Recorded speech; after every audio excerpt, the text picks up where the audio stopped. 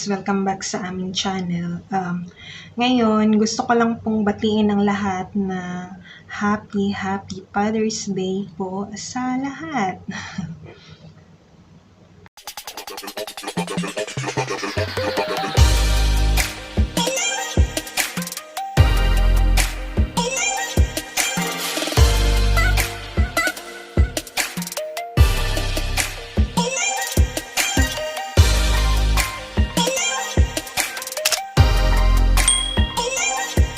Verse po akong ibibigay.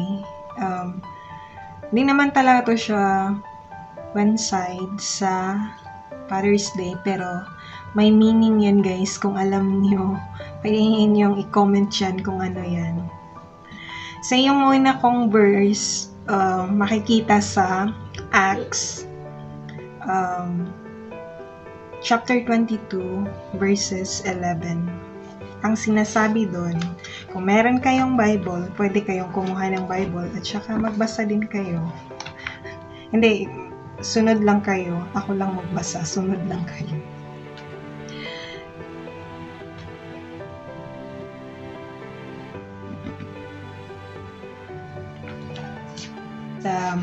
Acts 22 verses 11, sinasabi din siya, "Since I could not see because of the brightness of that light, those who were with me took my hand and led me to Damascus."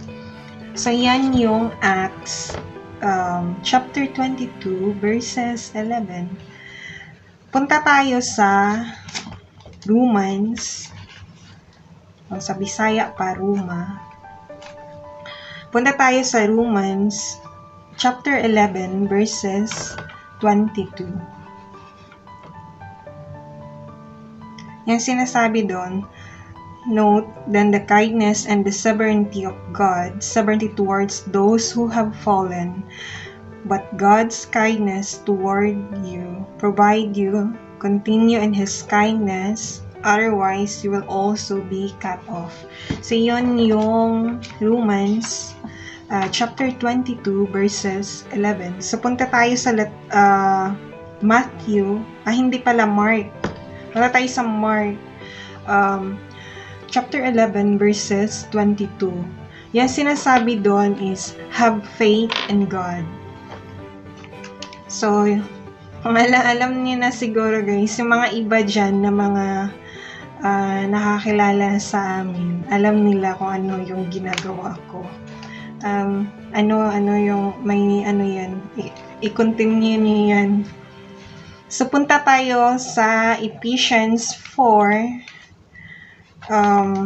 chapter 4 verses 21. Yes, verse 21.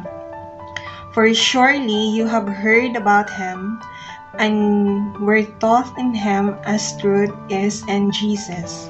So, yun yung Acts 4:21. So, punta tayo ngayon sa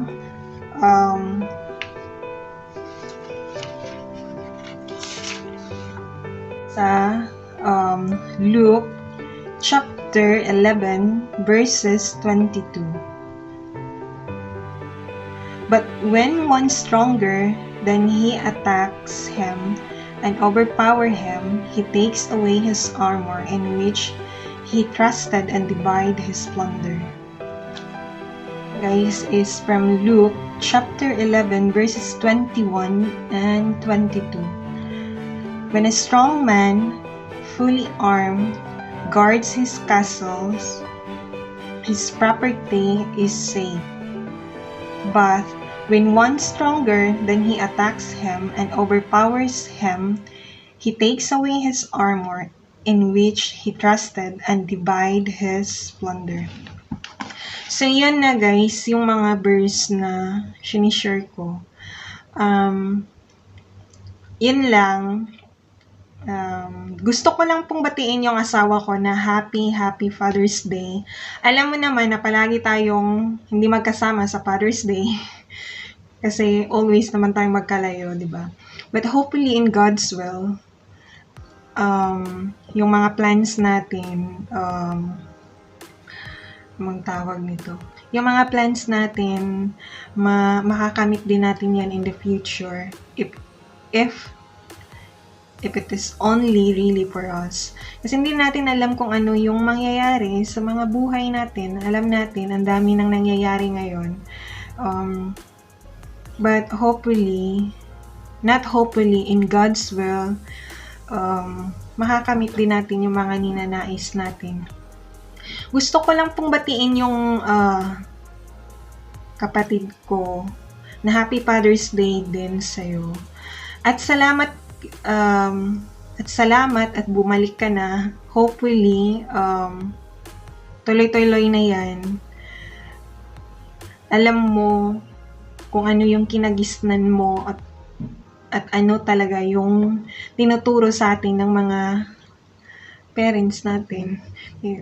So, hindi lang yan, pero minsan, nasa sa atin naman din na tawag nito.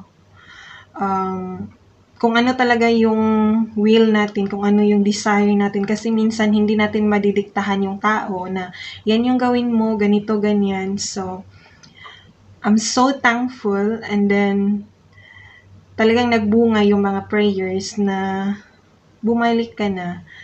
Sana tuloy-tuloy na yan, at sana iwasan mo na kung ano yung mga pinagagawa mo. Tsaka salamat din at nagiging alam ko, tawag nito, nandyan ka na ngayon sa church, nag-aano ka na, ang tawag nito, nag-assist ka na, especially sa mga musician, bumalik ka na talaga dyan. Hopefully, tuloy-tuloy na talaga. At saka gusto ko lang ding batiin yung mga tiyuhin at ibang dyan na nanonood na mga relatives naming mag-asawa. Happy Father's Day po sa inyo. Sana masaya kayo sa araw na ito. Hindi lang sa araw na to, sa lahat ng araw, sana masaya din kayo. Gusto ko lang din pong batiin yung friends ko, especially dito sa YT. Sila ni si Joel Advencola TV, Happy Father's Day po sa inyo. Sino pa ba? Yung si Boy Calo, Happy Father's Day. Hindi ko alam yung iba guys, kung may anak ba sila o may asawa na ba sila. Pero binabati ko po sila na Happy Father's Day po sa inyo. Sa lahat po na nandito ngayon, nanonood, Happy Father's Day po. Sana happy po kayo. Hindi ko alam kung mai-air ito in advance or belated, but yun na lang, Happy Father's Day po, at sana continue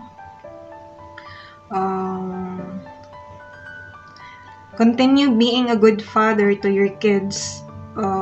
Sana tawag nito, kayo, model kayo sa ibang mga tatay, yung magiging tatay pa, sana maging model kayo. Tawag nito, sana at sana, puro na lang sana. O, diba? Yun na, Happy Father's Day po sa lahat.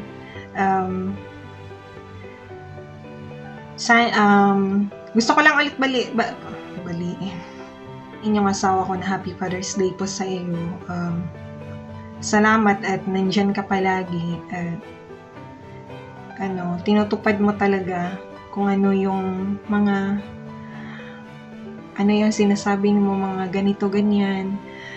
Nagpapasalamat talaga ako kahit para tayong aso't pusa, tuloy-tuloy pa din tayo sa sinumula natin. Hopefully, hindi ka magbabago. Alam ko naman hindi ka magbabago. Kasi ganyan ka naman talaga. So, Happy Father's Day po sa'yo. Sana always ka na safe sa trabaho mo dyan. Sana iwas-iwasan yung pagkabadlungon. We love you always, alam mo yan, ng anak natin. At sana, more blessing pa, at saka healthy lagi. God bless sa'yo at sa ating lahat. God bless. Salamat po sa panunood. Salamat po sa suporta. Salamat po sa Team Mom and Daughter. Salamat po sa TNYC family.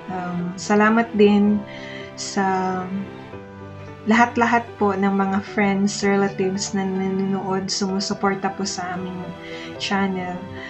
Salamat po talaga. Thankful kami na nandyan kayo. Palagi kayong sumusuporta sa start pa hanggang ngayon. Hopefully, God will bring you back all the support na ginagawa nyo sa amin.